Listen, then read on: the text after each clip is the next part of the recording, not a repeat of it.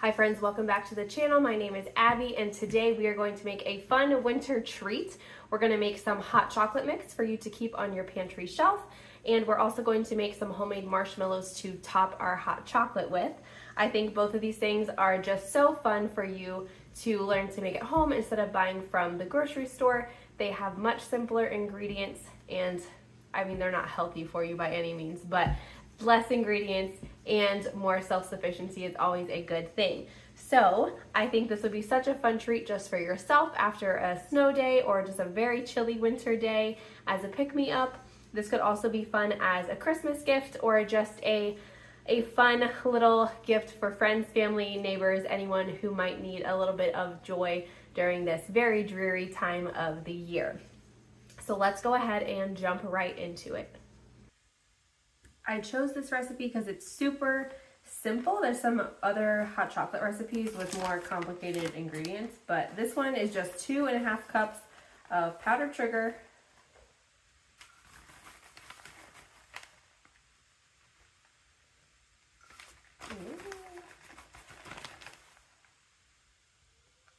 all right, 2.5 cups of powdered sugar.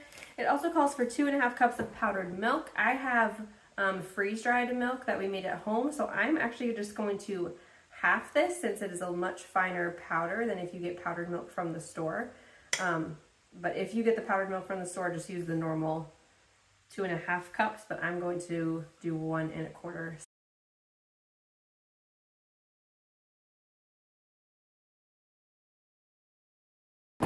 And then we need 1 cup of cocoa powder. Woo! 1 teaspoon of salt. Need to refill my salt. And 2 teaspoons of cornstarch. Perfect. Then we're just going to mix it all together. Okay, I don't think this was the best whisk choice. Let's try again.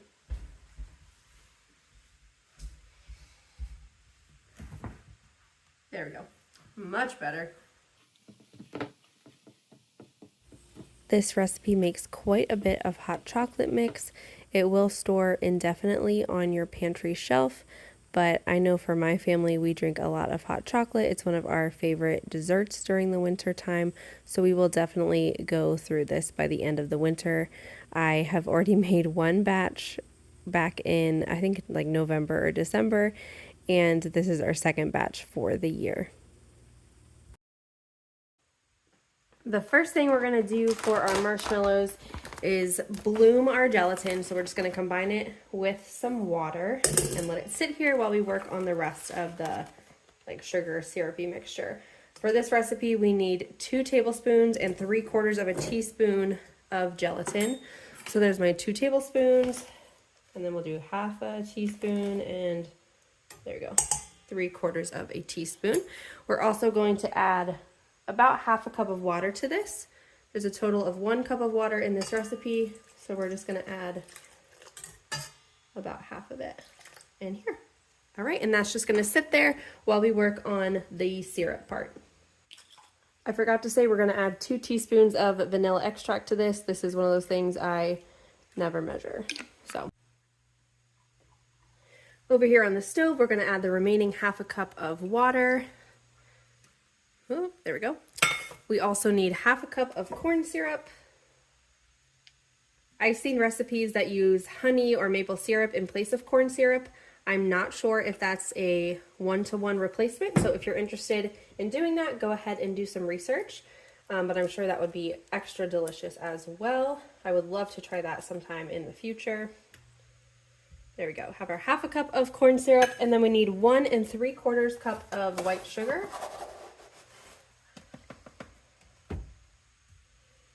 There's 1.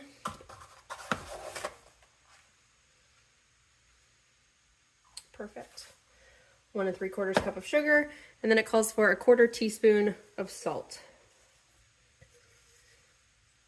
That looks perfect. All right, we're gonna give this a good mix and then just let it sit here while it dissolves. I have it on kind of medium, right at medium heat for now.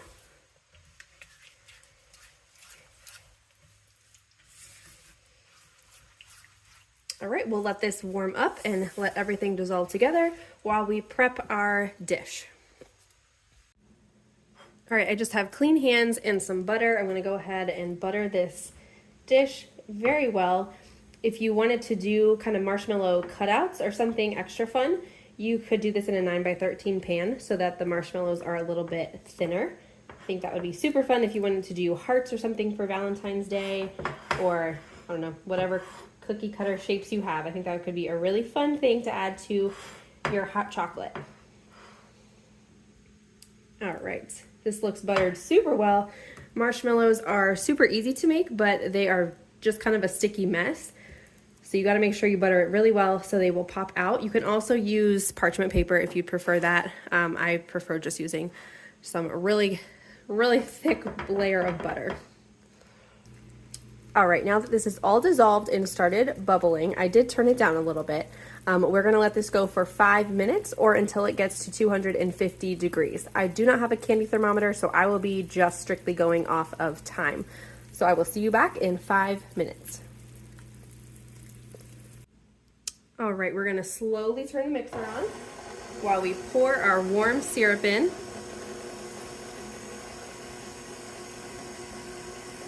This is just going to melt the gelatin so it can all incorporate together.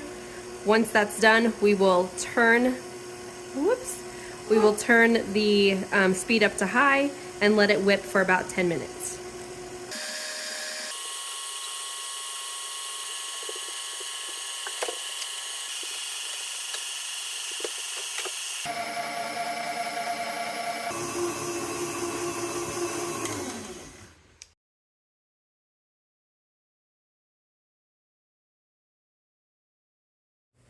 You're going to want to have everything ready to go once you turn off your mixer, because this does start to set up relatively quickly, so you do want to move pretty fast. Once you pour everything into your pan, go ahead and let it sit on your counter just for a few hours up to a day until you are ready to cut your marshmallows. They will be nice and firm to the touch, but definitely still a little sticky.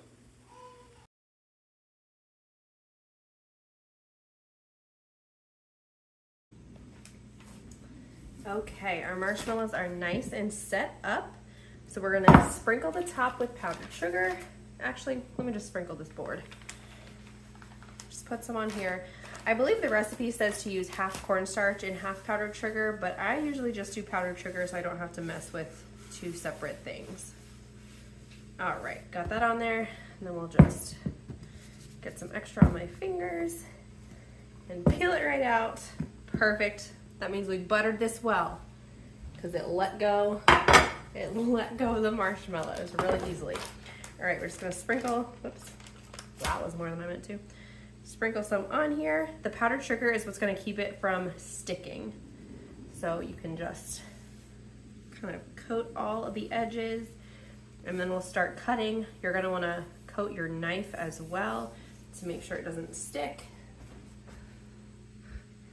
Okay, I had to check and make sure I was recording. I thought I forgot to start it. All right, I tend to cut these too big, so I'm going to really make a concerted effort to cut them smaller this time. Which, I mean, is there really such a thing as too big of a marshmallow? But they just get to be a little bit gigantic. We made s'mores with the last batch I made, and they were huge. I mean, probably like 3 marshmallows worth on a single s'more. It was a little overkill, but they were delightful. I would love, maybe in the summer sometime, we could have a bonfire with just some friends and try a whole bunch of different flavored marshmallows. Like I saw a recipe for salted caramel marshmallows, chocolate marshmallows, black raspberry marshmallows, just so many fun options. Pumpkin marshmallows, so many options that I would love to try, but I need to share with friends. I can't just eat this many marshmallows. So you're just gonna make a whole bunch of cuts. I tend to do like all of the big cuts all at once, and then we'll go back through and make sure everything is nice and coated. There's like no easy way to make sure this knife is covered in powdered sugar, but we're trying.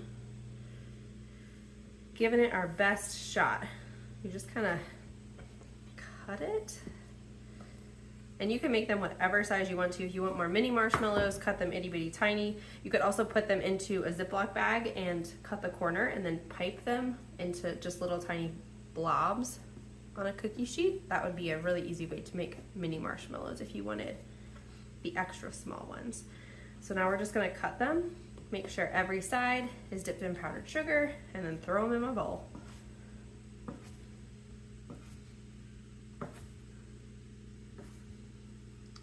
Tap, tap, tap. Make sure there's no stickiness left. My dogs are trying to break in. They know there's good stuff in here.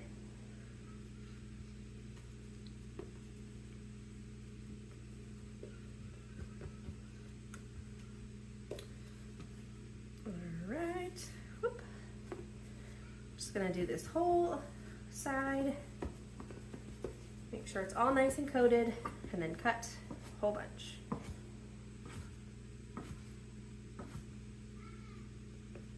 I don't know if you can see just how like nice and pillowy these are. They're amazing. They're super tender I'd say the first week or so. After that, I don't love to eat them just plain, but they're perfect for s'mores or hot chocolate or anything like that. They're just not as just fluffy and soft as they are those first few days after you make them.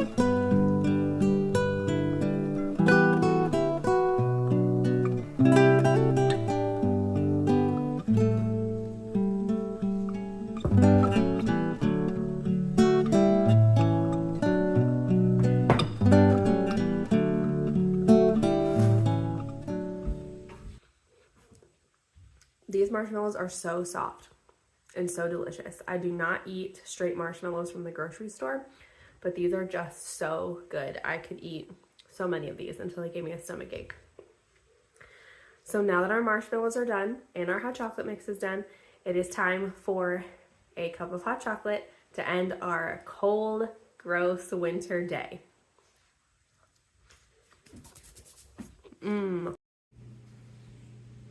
All right, to make some hot chocolate, I like to start with a cup of half water, half milk. We add in probably about 2 scoops of this usually. I also like to add a half a scoop of some collagen peptides. It just helps with my postpartum hair loss, and it makes us a little bit more filling with the added protein. This is a little kitchen whisk. I think this is like the best $10 I've spent ever for my kitchen. We use this thing all the time.